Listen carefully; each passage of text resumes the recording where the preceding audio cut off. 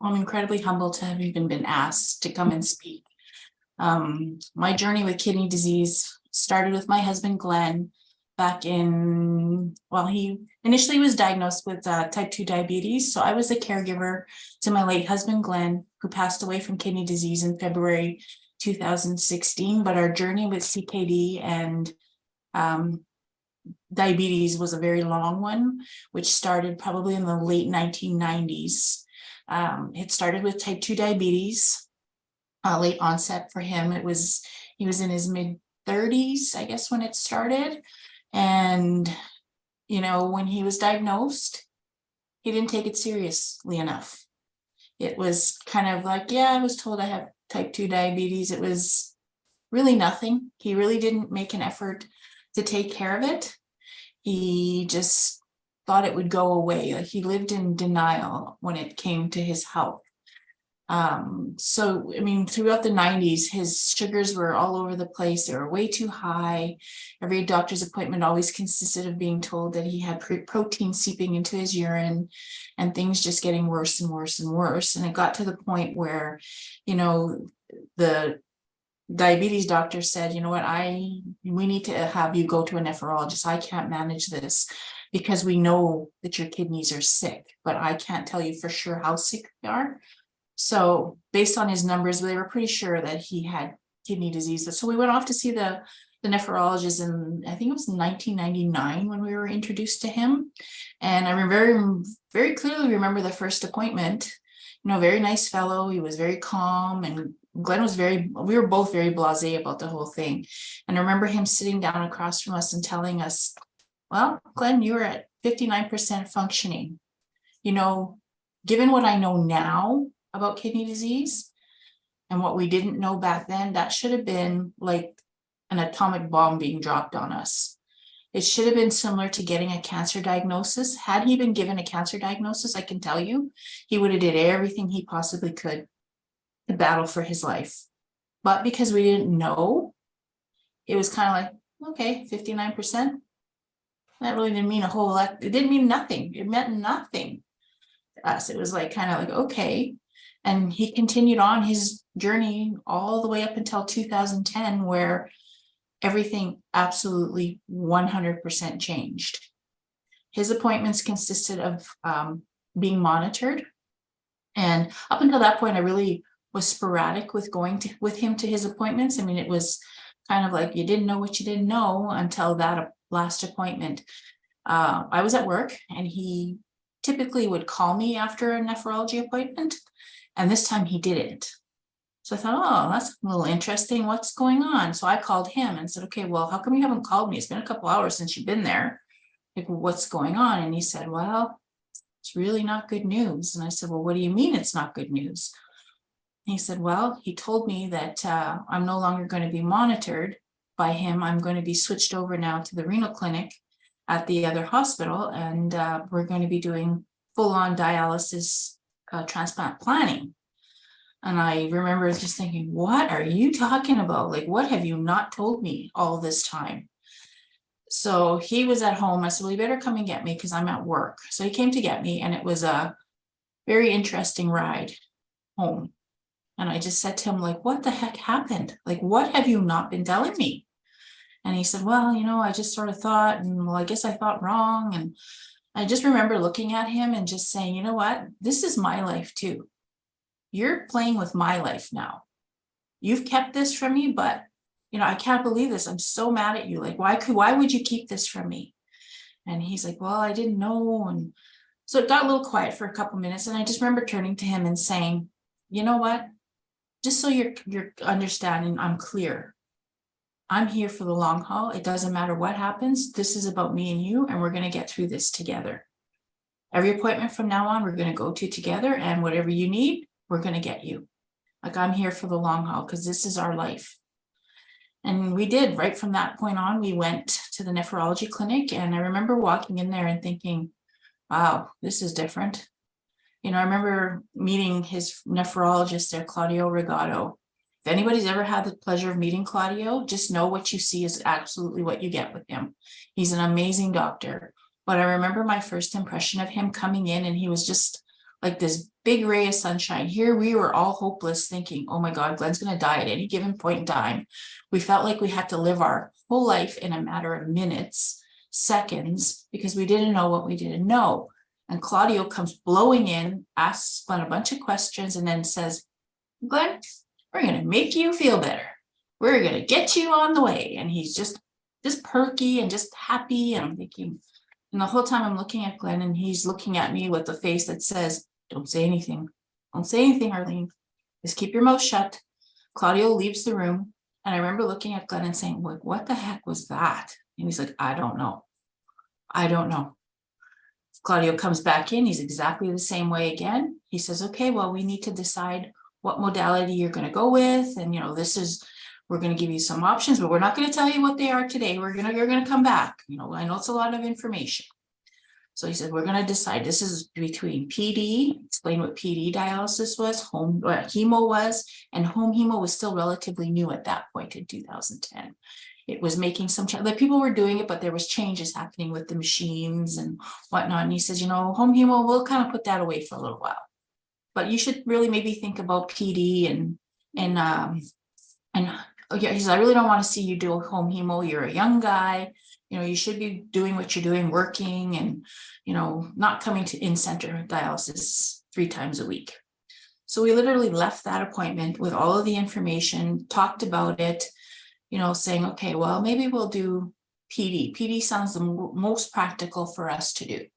So we had a follow-up appointment to go like a week and a half later to say, okay, this is what we decided. Well, from the appointment we had, the Glen starting dialysis was literally a week. He literally had what they call an acute start, where he was crashing at home. Like, he was so fluid overloaded that I remember watching him and thinking, oh my God, you're not going to make it. You're going to die. You're going to die tonight here at home. I can't deal with this. And I begged him to go to the hospital, and he kept saying, no, I'm not going. No, I'm not going. I'll go to the clinic in the morning at 8 a.m. We got through the night. I called the clinic, explained everything that was going on. And the nurse said, okay, I'll call you right back. She called me back 5 minutes later, and she said, please get him here as soon as you can. We're taking him in, and we're going to have a procedure done where he's going to have a catheter put in, and he's going to be on his first round of dialysis this morning by 11 o'clock. But don't tell him that. Just get him here.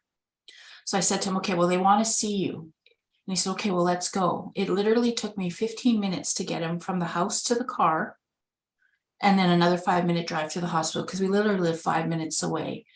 And they came out and they took him, they came and got him in a wheelchair, brought him inside, laid him down on the bed, came in and said, okay, well, Glen, we're now going to take you to the procedure room. You need to start dialysis this morning. And he was so, at that point, he didn't know what was happening. He just agreed to whatever they asked him to do. And I remember being asked by another nephrologist, Sean Armstrong, he said, well, would you like to come in while we insert the catheter? I remember at the time thinking, are you crazy? I almost watched him die last night. Now you want me to go into the procedure room and watch you kill him? No, I'm okay. I'm not going to watch that. Anyway, Glen came out, and they literally did hook him up to his first treatment of dialysis. I remember sitting in the unit, and I cried through the whole thing.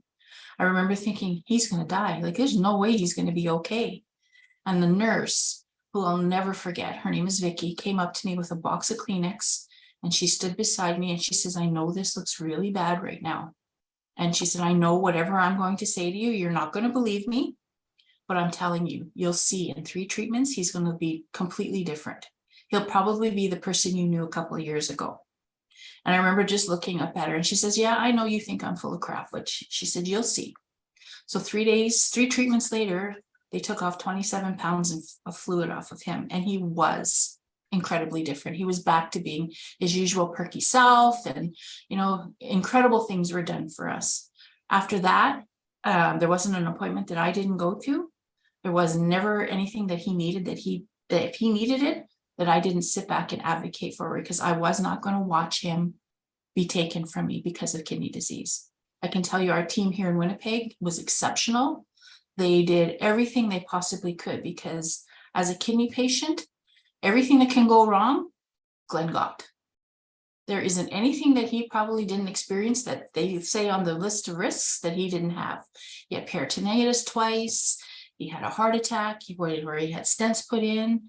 That led to him having actually a bypass, a double bypass, which led to all kinds of different complications. His central line fell out 3 times where we had to go to the hospital. I mean, but through it all, he never lost his humor. He never was that patient that complained about anything. He always said, you know what? This is just something happening to me today. Tomorrow's a better day. Every morning we got up and we'd say, what's today? Today's a better day. Even if it was a bad day, today was always a better day. I mean, he took his kidney disease not seriously for 15 years, but the moment he found out, he completely changed. He went from being the absolute worst patient to the absolute poster child. We got everything he ever needed. I advocated on his behalf. I mean, our team here in Winnipeg was absolutely wonderful. I mean, I went from knowing nothing to knowing what I know now. You know, grateful for everything that ever happened to us. You know, for every little thing that they did for us, every little thing that I learned along the way. I mean, you know, when he passed in 2016, it was the worst day of my life. But I can tell you it wasn't unexpected. It was absolutely not unexpected. I mean, a year prior to him passing, he'd probably been in the hospital 5 times. Every time he would go to the hospital, we would laugh and say, you know, he'd post stuff on his Facebook saying, oh, I'm on vacation again. Come and see me, come visit me. And I'd say, you know, maybe we should find a different venue to go on vacation. And he said, well, why would I want to go anywhere else? He says, I can go to the hospital. I can come here. He never called it the hospital. He says, I can come here, get 3 meals a day, my every need, wish, want taken care of. He said, why would I want to go anywhere else? And it doesn't cost me anything to be here. And we would laugh, you know, and that's how he was. So when he passed, even while he was here, I always said, you know, whatever I can do to use my voice to talk on behalf of kidney patients, I wanted to do. When he passed, they gave me about 1.5 years, and I had gone to an event at the hospital, and one of his nephrologists came up to me and asked me how I was. I said, oh, I'm great. I'm okay. Like life goes on. You know, I'm not going to be, like Glen always said, you're not pity party. We're not pity party people. Pick yourself up. You do what you need to do, but you got to keep living. You don't keep living. He said, I will make sure I'll haunt you and let you know. So I said, no, I'm ready. Like, what would you like me to do? He said, well, we have this network. It's called Can-SOLVE CKD. You know, we advocate on behalf of kidney patients. There's lots of research. We'd love to have you at these tables. So I remember going to the very first meeting, and I literally had to drag myself there. I was so scared. I didn't think I had a voice. I literally hid in the back of the room. I called in sick, actually, to go to Vancouver. Like, I was at my office with my suitcase in my car, and I literally had to will myself to go. I willed myself to leave the office. I willed myself to go to the airport. I remember sitting in the airport thinking, oh my God, now I got to get on that plane. I got on the plane. I went to Vancouver. I thought, okay, I'm here now. I got to get myself to the hotel. Got there, and I saw people I knew immediately. I was like, oh, any fears that I had completely fell away. That was the first time since Glen passed away when I was able to walk into a room and just be real and raw. Because when you're dealing with a chronic disease, even though you're the caregiver, we live our own journey. We live kidney, like I lived kidney disease with him. I may not have physically had it, but I lived it every single day with him. And walking into that room in Vancouver, it was like, I didn't have to put on the face I had to put for my family, because people, as caring as they are, they truly don't know what you're going through. But when you walk into a room with people who've gone through what you have, it's completely different, and you're able to give back. So for me joining there to where I am today is completely different. I mean, the things I've been able to do, and just using your voice at the tables with these researchers and giving presentations. You know, if you've ever been in a room with a researcher, they have great ideas. They come from a pure place of where they want to make something better for the patient, but sometimes it's just not practical. It's not practical to your everyday life. So when you're sitting at the table as a patient partner and you tell them your story and they hear what you have to say, or you're able to contribute, it makes a huge difference. So it'll never bring my Glen back. He'll never come back. But I can tell you, in the Can-SOLVE network, they all say that it's like he could walk through that door and they would know who he is because of what I say about him. And I always say he lived large in life. He's living large in death, just in a different way now. because my ultimate goal for us was, after his passing, is I never wanted him to be that statistic on a piece of paper that said, yeah, he didn't make it, just another one. And I never want another family to lose what I lost. If I can use my voice to tell you my story of how we lived through kidney disease and everything we ever went through, and that changes the mindset of another Glen, and they do the work that they need to do, then it's all worth it in the end. That's my personal satisfaction out of it, knowing that he's never going to be a statistic and somebody's life is going to be changed in one shape, one way or another, by something I may or may not have said. And listening to what we went through as a family, as a couple.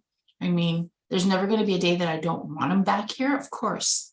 And I've been asked that a million times. Would you want him back here? Of course I'd want him back here. But I'd only want him back if he was well, because that's what he wanted. You know, people don't realize, you know, if you talk to people, you say, what's the most important organ in your body? 9 times out of 10, they'll tell you it's their heart. Well, do they realize their kidneys are just as important as their heart? They don't. Disease needs to be, when you're told you have kidney disease, it needs to be similar to a cancer diagnosis. We all know if we're told we have cancer, we hit the ground running the minute we're told. Disease, you don't know, and you're, like you said, Candace, you didn't know you had it until something happened, and then all of a sudden your whole life changed in a matter of seconds. Absolutely. You know, that's literally how we felt, because he, you know, through his diagnosis, he found out, he was in his mid-30s when he found out that he only had one kidney. Right. Not only did he have only one kidney, they say it was in the shape of a horseshoe. Wow. And he was 6'5", 250-pound guy. They said, had he been an average sized man, his life expectancy probably would have been a little bit longer. But because he was as big as he was and he didn't do the work, this is what ultimately led to him passing away. For me, I'm incredibly grateful. I mean, even though he went through hell and had every kind of complication you can imagine, there wasn't a time that we didn't get what we needed, or that, you know, he wasn't treated with the utmost respect. And, you know, he lived a good life. Like, he did every modality of dialysis. He started on chemo, he transitioned to PD, went back to hemo because of his bypass, and then he ended up doing home hemo. Of those modalities, home hemo is the one he fought the most and said, I'm not doing it. But he had a nurse that was, she had so much tenacity. She really took him on, and she trained him. And in the end, he said, I'm incredibly grateful. So he passed away at home. Like, his goal was, if I'm going to die, I'm going to die fast. I don't want you to choose, and I don't want to die in a hospital. He got all of that morning. He passed away. And you know what? The day he passed away, as sad as it was also, I was incredibly grateful, because every person that ever treated him in the dialysis unit at the hospital we were at came through the emergency room to pay their condolences to me once they knew it was him that had passed away in emergency. So that, to me, speaks to who he was.